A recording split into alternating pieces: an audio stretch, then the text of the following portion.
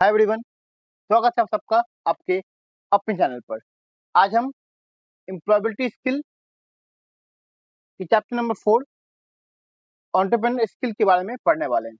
पर वीडियो में आगे बढ़ने के पहले आप सबसे एक रिक्वेस्ट है कि अगर आप इस चैनल पर नए हैं, पहली बार आए हैं, तो हमारे चैनल को जरूर सब्सक्राइब कर दें। वीडियो अगर अच्छे लगे तो लाइक कर दें और दोस्तों के साथ शेयर जरूर कर दें। चलिए वीडियो को स्टार्ट करते हैं। चैप्टर का नेम है एंटरप्रेन्योर स्किल। सबसे पहले समझते हैं हम लोग कि आखिर एंटरप्रेन्योरशिप होता क्या है। एंटरप्रेन्योरशिप एक तरीके का सेल्फ एम्प्लॉयमेंट है, जहाँ पे एक पर्सन अपने बिजनेस को रन करता है और उस बिजनेस के द्वारा वो लोगों की प्रॉब्लम को सॉल्व करता है और साथ ही साथ एक प्रॉफिट मेकिंग बिजनेस बनाने का काम भी करता है। इस चैप्टर में हमारा ध्यान इस बात पे होगा कि कैसे हम बच्चों के बीच में एंटरप्रेन्योरशिप को ज़्यादा पॉपुलर बना सके और उसके खूबियों को हम बच्चों के सामने प्रस्तुत कर सके। एक एंटरप्रेन्योर बनने का कुछ खास क्वालिटी होता है। क्या क्वालिटी होता है? एक तो ये कि एक एंटरप्रेन्योर हमेशा क्या होता है, कॉन्फिडेंट होता है अपने काम को लेकर। उनका अपने विश्वास, उनका अपने काम पे, अपने पे पूरा होता है विश्वास। वो नए नए आइडियाज को हमेशा क्या करते हैं, अपने बिजनेस में लेकर आते हैं। वो काफी धैर्यवान होते हैं, वो क्रिएटिव होते हैं, लिख से हटकर सोचते हैं, अपने एक्शन की पूरी जिम्मेदारी वो खुद लेते हैं। उनका ध्यान इस बात पे होता है कि वो लोगों से हट के या लोगों से अलग होकर काम करे। वो बहुत मेहनती होते हैं और प्रॉब्लम फेस करने के पर भी वो हार नहीं मानते। हमारा पहला टॉपिक है एंटरप्रेन्योरशिप एंड सोसाइटी। हम ये पहले पढ़ चुके हैं। एम्प्लॉयमेंट दो तरीके का होता है। पहला होता है सेल्फ एम्प्लॉयमेंट, दूसरा होता है वेज एम्प्लॉयमेंट। मतलब यहाँ पे एक होता है वेज एम्प्लॉयमेंट, जिसमें आपके काम करने के बदले आपको एक फिक्स पैसा मिलता है। दूसरा सेल्फ एम्प्लॉयमेंट, जिसमें कि आपके काम के अकॉर्डिंग आप इतना पैसा कमाते हो और वो काम आपका होता है, किसी और के काम को आप नहीं करते हो। एक सेल्फ एम्प्लॉयड पर्सन हमेशा ये कोशिश करता है कि वो अपने बिजनेस को कम से कम रिस्क लेकर ज़्यादा से ज़्यादा बड़ा कैसे करे और उसमें नए आइडियाज़ को हमेशा इम्प्लीमेंट करता है। यहाँ पे एग्जांपल लेते हैं राम्या और रामू का। दोनों का अपना एक प्लांट शॉप है। रामू अपने शॉप पे बैठता है हर दिन, उस कस्टमर्स के पास आते हैं, वो अपने शॉप से बीज और पौधों को सेल करता है। जबकि राम्या जो है अपनी दुकान पर नहीं बैठता, वो गली मोहल्ले घूमता है, कस्टमर्स को अपने शॉप तक लेके आता है और वहाँ पे वो सीड्स और फ्लावर को बेचने का काम करता है। राम्या जहाँ पे अपने बिजनेस को ग्रो करने की लगातार काम कर रहा है, वहीं रामू जो है वो अपने बिजनेस को एक जगह बैठकर चला रहा है। तो राम्या एक एंटरप्रेन्योर है, रामू एक क्या है, बिजनेसमैन है। एंटरप्रेन्योर हमेशा नए आइडियाज के साथ, नए टेक्निक के साथ क्या करता है, मार्केट में अपने आप को बड़ा करने की कोशिश करते रहता है। Entrepreneurs run their business in a market. The market has people who buy product and service and people who sell them also. Entrepreneurs अपने बिजनेस को मार्केट में क्या कर रहा होता है, सेल कर रहा होता है। मार्केट में सामान खरीदने वाले, उसे बेचने वाले दोनों तरह के लोग पाए जाते हैं। तो वो एक एंटरप्रेन्योर ये देखता है कि उसके सामान को कौन कौन खरीदने वाला है और जो जो लोग उसके सामान को खरीदने वाले हैं उन तक अपने सामान को क्या करता है, पहुंचाने का काम करता है। ये काम होता है एंटरप्रेन्योर का। यहाँ पे एग्जाम्पल लिया गया एक और अदिति का एक अपना स्टोर है, जहाँ पे वो अलग अलग शैम्पू क्या करती है, बेचने का काम करती है। वो बड़ी मात्रा में शैम्पूस को एक और से खरीदती है और उसको अपनी दुकान पे बेचने का काम करती है। उसने अपने यहाँ काम करने के लिए 2 लोगों को भी रखा हुआ है। इस तरीके से अदिति जो है वो अपने लोगों, आसपास के लोगों की मदद कर रही है। कैसे मदद कर रही है? उसने लोगों को एम्प्लॉय किया हुआ है, काम पे रखा हुआ है, साथ ही साथ जिनसे वो सामान खरीद रही है उनको भी सामान को क्या करता है, बेचने का मदद, मतलब वो। तो इस तरीके से अदिति जो है अपने एरिया के लोगों की मदद कर रही है। कैसे मदद कर रही है? एक तो वो लोगों को उसने अपने काम पे रखा हुआ है, तो उसको उसने उनको क्या दिया, एम्प्लॉय दिया है। साथ ही साथ जिन औरत से वो सामान लेती है उसकी बिक्री को भी क्या करती है, वो बढ़ाने का काम करती है। इस तरीके से एंटरप्रेन्योर जो है समाज के हर एक वर्ग को किसी न किसी रूप से फायदा पहुंचाता ही रहता है। तो एक अच्छे तो एक अच्छे एंटरप्रेन्योर को बनने के लिए हमें क्या क्या करना होगा? पहला, फुलफिल कस्टमर नीड। सबसे पहले ये बात है कि जो डिमांड है कस्टमर की, उस डिमांड के अकॉर्डिंग हमें उनको सर्विस या प्रोडक्ट प्रोवाइड करनी होगी। दूसरा, यूज लोकल मटेरियल्स। एंटरप्रेन्योर का कि कोशिश चाहिए होना कि जितना हो सके अपने लोकल प्रोडक्ट का क्या करे, इस्तेमाल करे। हेल्प सोसाइटी, एंटरप्रेन्योर्स का एक पॉजिटिव होता है रिलेशन अपने सोसाइटी के साथ। वो जो भी प्रॉफिट कमाते हैं वो कहीं ना कहीं उनकी सोसाइटी को क्या करता है, बेनिफिट करता है किसी न किसी रूप रूप में। कई एंटरप्रेन्योर ऐसे होते हैं जो कि इन्वायरमेंट के सेविंग, इन्वायरमेंट की सुरक्षा के लिए, बच्चों की पढ़ाई लिखाई के लिए, स्कूल बिल्डिंग बनाने के लिए, इन सब के लिए क्या करते हैं, वो दान देते हैं या इन सबको करने में वो अपना मदद देते रहते हैं। इस तरीके से वो जो आपके एंटरप्रेन्योर्स हैं वो अपने घर के आसपास के लोगों को और अपने समाज को हमेशा हेल्प करते ही रहते हैं। क्रिएट जॉब एक और इम्पोर्टेंट फैक्टर है। एंटरप्रेन्योर्स क्योंकि वो अपना बिजनेस चलाते हैं, तो बिजनेस चलाने के लिए उनको लोग की जरूरत पड़ती है और ये लोग उनके यहाँ काम करते हैं, उसके बदले उन्हें क्या मिलता है, सैलरी मिलता है। तो इस तरीके से जो है एक एंटरप्रेन्योर जो है वो अपने फैक्ट्री के थ्रू, अपने दुकान के थ्रू बहुत सारे लोगों का जीवन यापन का सोर्स भी तैयार करता है। Sharing of wealth. Wealth means having enough money to live a comfortable life. As entrepreneurs grow their business, the people working for them and in related business also grow. Have hence have more money to live a better quality of life. एक हम बात करें अगर wealth का, तो मतलब हुआ कितना पैसा होना आपके पास कि आप एक कंफर्टेबल लाइफ आराम से जी सको। एक एंटरप्रेन्योर जब अपने कंपनी को ग्रो करता है तो सिर्फ वो ग्रो नहीं होता बल्कि उसके साथ जुड़े हुए लोग उसके यहाँ काम कर रहे हैं और जिनसे वो अपने बिजनेस को चला रहा है वो सब क्या होता है, आपका ग्रो करता है। नेक्स्ट आपका लोअर प्राइस ऑफ प्रोडक्ट। अब जैसे जैसे एंटरप्रेन्योर की संख्या बढ़ती है उनमें कंपटीशन क्या होता है, बढ़ जाता है और कंपटीशन बढ़ने से वो कई प्रोडक्ट्स के दाम कम रेट पे क्या करते हैं, कस्टमर को प्रोवाइड करते हैं। इसमें एक तरीके से सबसे बड़ा फायदा किसका हो रहा है, कस्टमर को हो रहा है इतने सारे एंटरप्रेन्योर के आ जाने से। नेक्स्ट आपका है Bharti the jewellery queen. Bharti is young woman from Bihar, many girls in her area like to wear earring. She buys jute from farmer and makes earrings from that. Her business is called Manavi Natural Handicraft. She sees that most women in her village do not work, so she hires two women to help her. As her order increases, she buys more jute. She hires three or more women to work for her. The farmer and the women working for her now earn more money. They are able to save money for their future. यहाँ पे example दिया हुआ है भारती का। भारती जो एक नौ युवती है बिहार की। भारती ने देखा कि उसके यहाँ बहुत सारे लड़कियों को इयरिंग पहनना पसंद है, ठीक है। तो उसने क्या किया, अपने किसान भाइयों से जूट बैग खरीदा और उससे उसने इयरिंग बनाया। उसका अपने बिजनेस का नाम दिया मानवी नेचुरल हैंडीक्राफ्ट। उसने ये भी देखा कि उसके गांव में ज्यादातर महिलाएं काम नहीं करती हैं, तो उसने स्टार्टिंग में 2 महिलाओं को अपने पास रखा, काम सिखाया उनको, ठीक है। अब जैसे जैसे उसके ऑर्डर बढ़ते गए तो उसके ऑर्डर बढ़ने बढ़ने से उसने और भी सारे जूट के बैग को लेना शुरू कर दिया। धीरे धीरे करके संख्या जो थी 2 से बढ़ के 100 हो गई, ज्यादा होने लगी।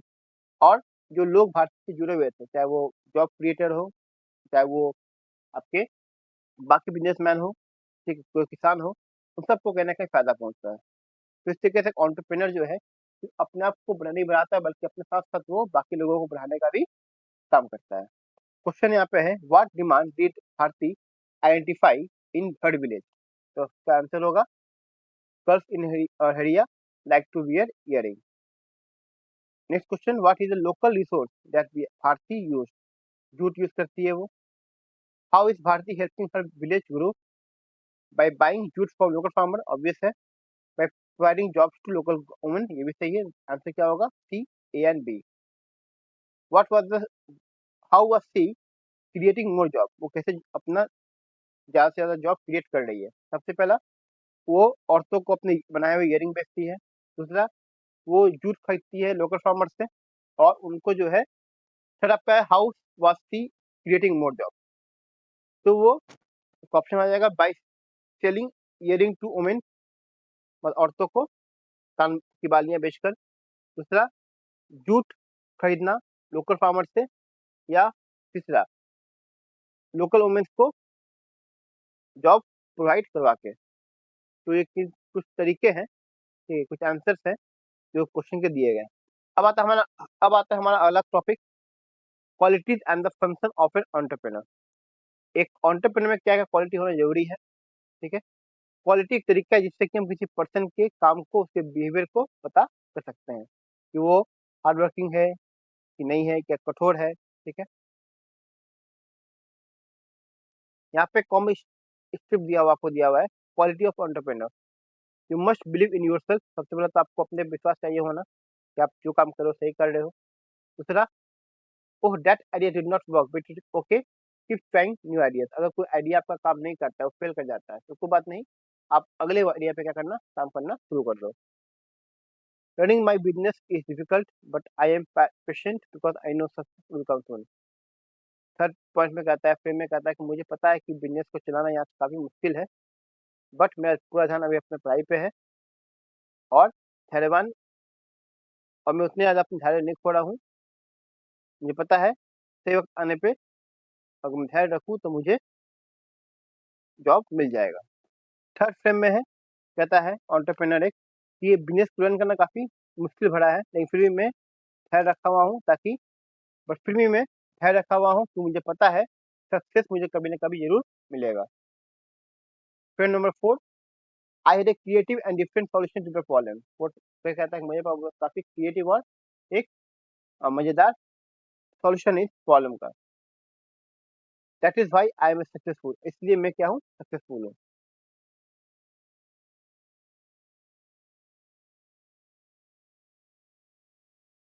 फिर अगला आता है frame, oops I made a mistake but I it was my decision so I take responsibility for it. कहता है कि मेरा मुझसे गलती हो गई, और लेकिन मैं इसकी दोष किसी और को नहीं दूंगा, मैं अकेले काम कर रहा था, तो इसका सारा का सारा दोष मेरा रहेगा। I take decision after thinking about whether they are good or bad for my business. मैं कोई भी चीज को डिसीजन लेने के पहले एक बार अच्छे से सोच लेता हूँ, डिस्कस कर लेता हूँ कि मेरे टीम के लिए बेटर है कि नहीं है।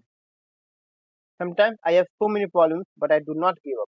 कभी कभी मेरे पास बहुत सारे फॉल्ट आ जाते हैं, फिर भी मैं हार नहीं मानता। मुझसे जब तक हो सकेगा मैं पॉजिटिव रहूंगा, क्योंकि इससे चीजें ज्यादा आसान हो जाती है। बात करें क्या क्या होता है फंक्शन एंटरप्रेन्योर का। पहला, मेकिंग डिसीजन। एक एंटरप्रेन्योर अपने एक एंटरप्रेन्योर अपने लाइफ में पर डे अपने बिजनेस से जुड़ा हुआ कोई ना कोई डिसीजन लेता रहता है। जैसे कि कौन सा लेना है प्रोडक्ट, कितना में सेल करना है उसको, कहाँ से लेना है, इन सब का डिसीजन वो पर डे लेता है। दूसरा, मैनेजिंग द बिजनेस। एक एंटरप्रेन्योर प्लान करके रखता है, जिसमें वो ये प्लान करता है कि उसका बिजनेस को अपने कैसे चलाना है, उसे बिजनेस में कौन कौन सी इनपुट लाने हैं, बिजनेस में और क्या क्या चेंजेस लानी है, इन सब के बारे में वो सोच के रखता है। एक एंटरप्रेन्योर अपने पैसे को बहुत ही सोच समझ के क्या करते हैं, डिवाइड करते हैं अलग अलग चीजों में। वो अपने पैसे को सैलरी में डिवाइड करता है, रॉ मटेरियल खरीदने के लिए, ट्रांसपोर्टेशन के लिए, बिल्डिंग रेंट पे लेने के लिए या खरीदने के लिए, इन सब के लिए वो अपने पैसे को क्या करता है, डिवाइड करके रखता है। रिस्क एक ऐसा चीज है जो एंटरप्रेन्योर के साथ जुड़ा हुआ है। एक एंटरप्रेन्योर हमेशा अपने बिजनेस में कोई ना कोई रिस्क लेकर चलता है, चाहे वो रिस्क न्यू प्रोडक्ट का हो, चाहे वो रिस्क किसी फायर के अगेंस्ट हो, चीजों के बर्बाद हो जाने के अगेंस्ट हो, चोरी के अगेंस्ट हो, तो इन सब का रिस्क वो लेकर हमेशा चलते रहता है।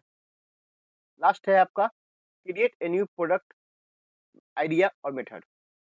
एक एंटरप्रेन्योर जो है हमेशा कोशिश करता है कि उसके प्रोडक्ट नए हो, मार्केट में नए आइडिया लेके आए, ताकि इन सब की हेल्प से वो अपने सामान को, अपने प्रोडक्ट को ज्यादा क्या करे, बेच सके, लोगों तक उसकी रीच ज्यादा पहुंचा सके। तो ये कुछ होते हैं फंक्शन एंटरप्रेन्योर्स के।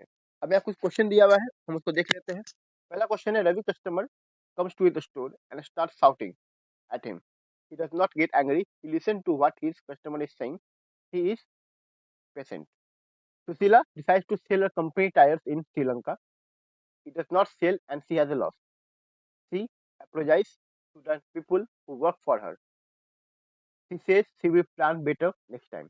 सुशीला जो है डिसाइड करती है कि अपने कंपनी के टायर को वो श्रीलंका में बेचेगी, बट वहां पे वो बेच नहीं पाती है, इसलिए वो अपने एम्प्लॉइज से, अपने साथ में काम करने वाले लोगों से माफी मांगती है और कहती है अगली बार वो बेटर प्लान लेकर आएगी। उसने क्या किया, उसने इस गलती की फुल रिस्पॉन्सिबिलिटी खुद ली। तो ये एक एंटरप्रेन्योर का खासियत होता है, तो गलतियों से सीखता है, उसकी रिस्पॉन्सिबिलिटी वो लेता है। अब कुछ यहाँ पे टिक द करेक्ट ऑप्शन है। पहला, अली के पास एक डायमंड फैक्ट्री है, वो अपने एम्प्लॉयज को हर महीने के पहले तारीख को पेमेंट करता है। तो क्या कर रहा है, वो बिजनेस को मैनेज कर रहा है। B option, B is the correct option. Two, Mary buys bulb for her business from Noida. Mary अपने बिजनेस के लिए बल्ब लेती है नोएडा से, और वो देखती है कि फरीदाबाद में बल्ब और सस्ते मिल रहे हैं, तो डिसाइड करती है कि वो अब जो बल्ब लेगी वो नोएडा से नहीं बल्कि फरीदाबाद से लेगी। तो उसने क्या किया, उसने एक डिसीजन लिया, तो उसका होगा makes decision. Third, Renuma has two people work for her. Renuma के पास दो लोग हैं जो उसके लिए काम करते हैं। हर दिन वो 1 घंटा जो है उनके साथ बिताती है, सीखती है उनसे, जानती है कि उन्होंने दिन भर क्या किया है। तो क्या कर रहे हैं, वो भी manage the business. Option number C. एक एंटरप्रेन्योर के साथ बहुत सारे मिथ्स, बहुत सारे मिसकॉन्सेप्शन जुड़े होते हैं। एग्जाम्पल से समझते हैं। जैसे कि हमें लगता है कि जो लोग लंबे होते हैं वो ज़्यादा तेजी से दौड़ते हैं, ये मिसकॉन्सेप्शन है। ये जरूरी नहीं है कि लंबा व्यक्ति बहुत फास्ट दौड़े। तो इसी तरह बहुत सारे मिसकॉन्सेप्शन है जो हमारी सोसाइटी में मौजूद है एंटरप्रेन्योरशिप को लेके। तो इन सबको वन बाय वन हम देखते हैं। पहला है misconception. The misconception is that every business idea needs to be unique और स्पेशल। पहला मिसकॉन्सेप्शन ये है कि लोगों को ये लगता है कि जो भी बिजनेस आइडिया वो लेके आएंगे वो हर आइडिया आपको यूनिक और स्पेशल होना चाहिए। तो ये बिल्कुल गलत बात है। डिपेंड ये नहीं करता है कि आपका बिजनेस कितना यूनिक है और स्पेशल है। हर आइडिया यूनिक हो, बिल्कुल स्पेशल हो जरूरी नहीं। आप कई बार सिमिलर आइडिया के प्रोडक्ट्स लाकर भी, बस उसमें नए अप्रोच लाकर भी एंटरप्रेन्योरशिप कर सकते हैं। यहाँ पे एक एग्जांपल दिया हुआ है, हम उसे समझते हैं। गणेश एक एंटरप्रेन्योर है, उसने एक कार रेंटल सर्विस अपना शुरू किया है। Obviously car rental service market में बहुत सारे लोग करते हैं, उनमें से वो भी कर रहा है। तो उसने एक डिफरेंस किया है। क्या डिफरेंस किया है, कि उसने अपने कार रेंटल में लग्जरी कार्स को भी क्या किया, इंक्लूड कर लिया है। ठीक है, ये काफी कम देखने को मिलता है कि जो कार रेंटल्स होते हैं वो आपका लग्जरीज कार भी इंट्रोड्यूस करते हैं, जैसे कि मर्सिडीज, BMW, ठीक है, ऑडी, इन सबको उसने क्या किया है, अपने कार के पूल में अटैच कर लिया है। तो इस तरीके से 10 साल काम करते हुए उसने अपने पूरे कार के बिजनेस में अभी तक उसने 200 कार कलेक्ट किए हैं, जिसमें से 75 कार, 75 कार जो है वो लग्जरी कार है।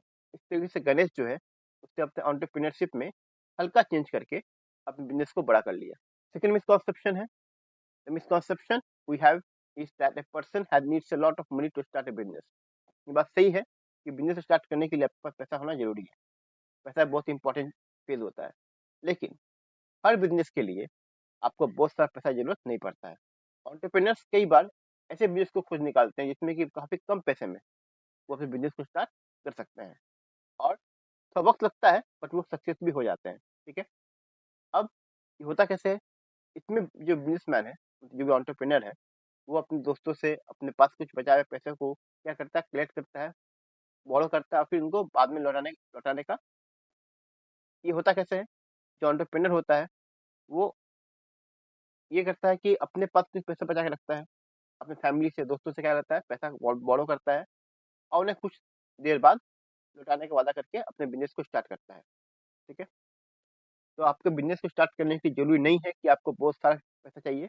आप एक लिमिटेड पैसे से भी अपने बिजनेस को स्टार्ट कर सकते हो। बस आपको याद रखना कि इसमें आपको थोड़ा सा ज्यादा मेहनत करना पड़ेगा।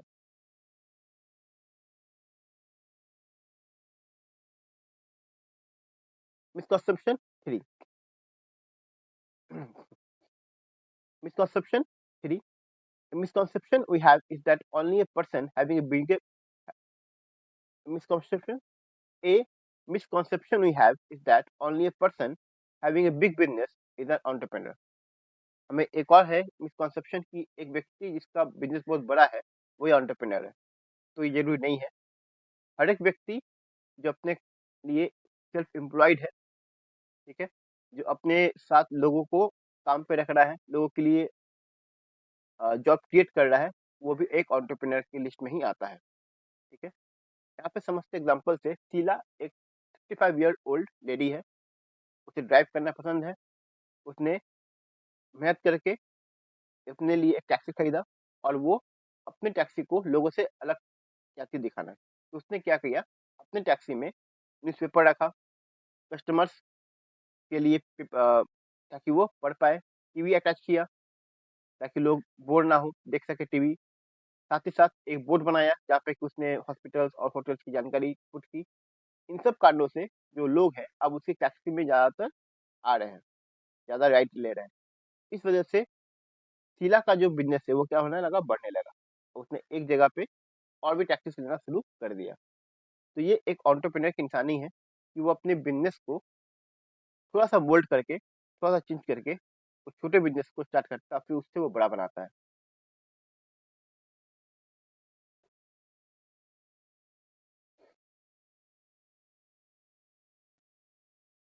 Fourth misconception we have is that entrepreneurs are born not made. ये सबसे गलत मिसकॉन्सेप्शन है, हमें जो लगता है कि एंटरप्रेन्योर जन्म लेके बनते हैं। नहीं, हर व्यक्ति उसमें काबिलियत है मेहनत करने की, कुछ अलग सोचने की, तो वो एंटरप्रेन्योर बन सकता है।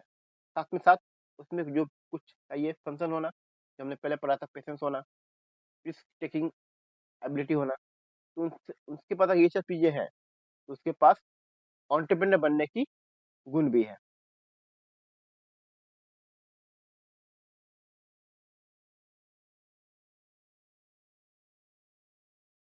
एक एंटरप्रेन्योर एक एंटरप्रेन्योर का सबसे खास बात ये होता है कि वो अपने बिजनेस को सक्सेसफुल बनाने के लिए सब कुछ करता है। वो दिन रात मेहनत करता है, नए नए प्रोडक्ट्स को सोचता है, कई बार वो खुद भी जाके मार्केट में प्रोडक्ट क्या करता है, सेल करता है। तो एक एंटरप्रेन्योर बहुत सारी चीजों को स्टार्टिंग में अकेले कर रहा होता है। बाद में जब उसका बिजनेस बढ़ता है तब वो अपने क्या करता है, लोगों को हायर करता है और उन कामों को लोगों से करवाने का काम करता है। एक एंटरप्रेन्योर का एक और होता है खासियत, वो ये कि एक समय बाद, मतलब स्टार्टिंग तो सब काम खुद ही करता है, बट एक समय बाद वो अपने कामों को खुद नहीं कर रहा होता है, वो अपने काम को लोगों से करवा रहा होता है। क्योंकि अगर वो सब काम खुद करेगा तो बिजनेस को बढ़ाने के लिए जो सोच चाहिए, जो चाहिए आइडिया, जो चाहिए टेम्परामेंट, वो कहाँ से लाएगा वो। इसलिए अगर आप स्टार्टिंग एंटरप्रेन्योर हो तो ऑब्वियसली सब काम खुद करोगे, मोस्टली काम खुद ही करोगे। बट अगर आपने एक जगह पा लिया, एक अपने पोजीशन पा लिया है, उस वक्त आपको अब सोचना है कि आप कैसे अपने कामों को लोगों के बीच डिस्ट्रीब्यूट करो, ताकि अब आपके काम को वो लोग बैठ के करें, आपको सारा काम करना नहीं पड़े। Session 4, entrepreneurship as a career option. So far we have discussed the effect of entrepreneurship on society, the qualities and function of an entrepreneur, and misconception we might have about entrepreneurship. अभी तक हमने discuss किया कि इस entrepreneurship का effect क्या होता है सोसाइटी पे, क्या क्वालिटीज होती है, क्या फंक्शन होता है, क्या मिसकॉन्सेप्शन है, क्या मिथ्स है। इस सेक्शन में हम ये डिसाइड करेंगे कि क्या एंटरप्रेन्योरशिप एक लाइफ सस्टेनिंग चॉइस हो सकता है, क्या एक लाइवलीहुड का चॉइस हो सकता है, एक करियर बन सकता है। ठीक है, तो देखिए, बात आती है कि व्यक्ति जो है कोई भी अपने अर्निंग के लिए दो तरीके अपनाता है, जो हमने पहले पढ़ा था, एक वेज एम्प्लॉयमेंट और एक सेल्फ एम्प्लॉयमेंट। वेज एम्प्लॉयमेंट मतलब एक व्यक्ति जो हर महीने काम करता है और काम के एंड में, तो महीने के एंड में या अगले महीने की शुरुआत में उसे उस काम के बदले में पैसा मिलता है, जो फिक्स अमाउंट होता है।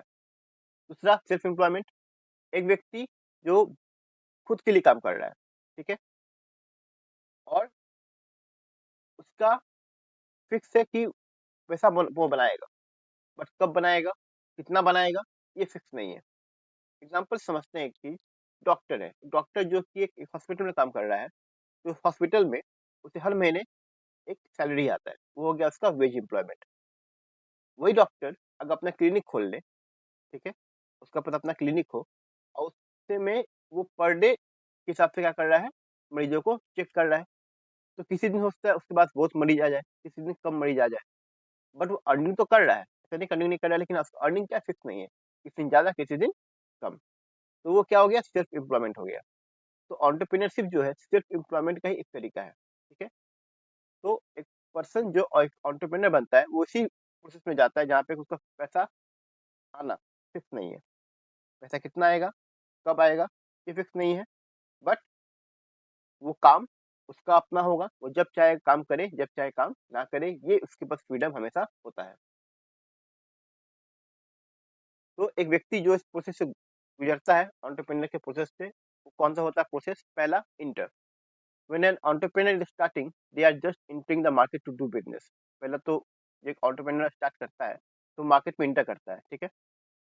तो मार्केट में इंटर करता है जब ऑब्वियस के पास एक्सपीरियंस कम होता है, वो धीरे धीरे क्या करते हैं, एक्सपीरियंस को गेन करता है। दूसरा आपका आता है सर्वाइवल।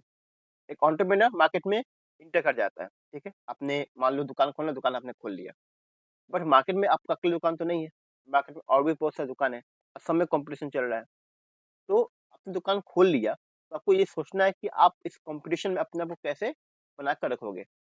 आपके दो तरीके हैं, या तो अपने प्रोडक्ट के कॉस्ट को क्या कर लो, कम कर लो, या फिर कुछ ऐसा सर्विस दो जो कि बाकी लोग दे नहीं रहे होंगे, तभी लोग आपके पास आएंगे। जैसे मान लेते हैं कि आपने दुकान खोला, ग्रोसरी स्टोर का दुकान खोला, तो ग्रोसरी स्टोर जो है मार्केट में बहुत लोगों ने खोला खोला होगा, आप ही के मार्केट में तो दूसरे लोगों ने और ग्रोसरी स्टोर खोल के रखा होगा, बट वो ऐसा क्या कर रहे हैं जो आप नहीं कर रहे हैं। तो आपको सोचना ये है कि आप उनसे अलग सर्विस प्रोवाइड कीजिए। आप ये कर सकते हो कि अपने ग्रोसरी स्टोर में एक फैसिलिटी प्रोवाइड कर दो कि हम होम सर्विस प्रोवाइड करेंगे, कि बाकी लोग प्रोवाइड नहीं कर रहे, वो भी फ्री में प्रोवाइड करेंगे। तो लोग हो सकता है आपसे ज़्यादा जुड़ जाए। या आप कह सकते हो कि आप डिस्काउंट ऑफर चला दो कि वीक में एक दिन जो होगा, जो रेगुलर कस्टमर्स हमारे हैं उनके लिए वीक में एक दिन हम 30% डिस्काउंट पर चीज़ों को देंगे। तो वो लोग जो कहीं और जा रहे थे वो आपके पास आएंगे लेने के लिए सामान को। तो इस तरीके से जो है आप अपने आइडियाज के थ्रू सर्वाइव कर सकते हो मार्केट में। तीसरा आता है grow. Once the business is stable, an entrepreneur think about expanding his or her business. एक बार जब आपका बिजनेस स्टेबल हो चुका है, आपने देख लिया कि मार्केट में आपका बिजनेस फैल गया, अब आप सोचते हो, एक जो होता है बिजनेसमैन, वो क्या सोचता है कि अपने बिजनेस को कैसे एक्सपेंड करे। मतलब ये कि अगर आपने खुला था ग्रोसरी स्टोर जो कि एक फ्लोर में था पहले, अब आप देख रहे हैं कि नहीं, मेरे पास लोग आ रहे हैं, लोग सामान मैंने यहाँ से ले रहे हैं। आप सोचोगे कि मैं इस फ्लोर को, जो एक फ्लोर में था, तो क्या करूँ, दो फ्लोर में चेंज कर दूँ। या आप ये सोच सकते हो कि एक सिटी में मेरा एक स्टोर यहाँ पे है, एक स्टोर कहीं और भी मैं खोल लूँ। तो इस तरीके से आप अपने बिजनेस को क्या करते हो, ग्रो करने का काम करते हो। तो एंटरप्रेन्योरशिप में तीन होते हैं फेस। पहला इंटरफेस, जब आप मार्केट में इंटर करते हो। दूसरा, मार्केट में इंटर करने के बाद आप मार्केट में क्या करते हो, सर्वाइव करते हो। तीसरा, मार्केट में जब सर्वाइव कर गए तब आपका आता है ग्रोथ आता है। तो इस तरीके से आप अपने बिजनेस को बड़ा करने में अपना एक बहुत ही इंपॉर्टेंट रोल प्ले कर सकते हो। तो इसी के साथ ही हमारा चैप्टर यहाँ पे एंड होता है। उम्मीद करूंगा आपको चैप्टर समझ में आया होगा। अगर फिर भी कोई डाउट है तो कमेंट बॉक्स में जाके आप अपने डाउट्स को वहाँ पे पुट कर दीजिए, ताकि उन कमेंट्स को मैं जल्द से जल्द आपके लिए क्या करूँ, सॉल्व करके एक और वीडियो लेके आऊँ। मिलते हैं तब तक अगले वीडियो में। और अगले वीडियो में मिलने के लिए आपको एक काम करना पड़ेगा कि आपको हमारे चैनल को सब्सक्राइब करना पड़ेगा, नोटिफिकेशन बेल को क्लिक करना पड़ेगा, ताकि जो भी नया वीडियो अपलोड हो रहा है चैनल पर वो आपके तक टाइम पर पहुँच जाए। तो मिलते हैं जल्द अगले वीडियो में, तब तक के लिए नमस्कार, जय हिंद, जय भारत।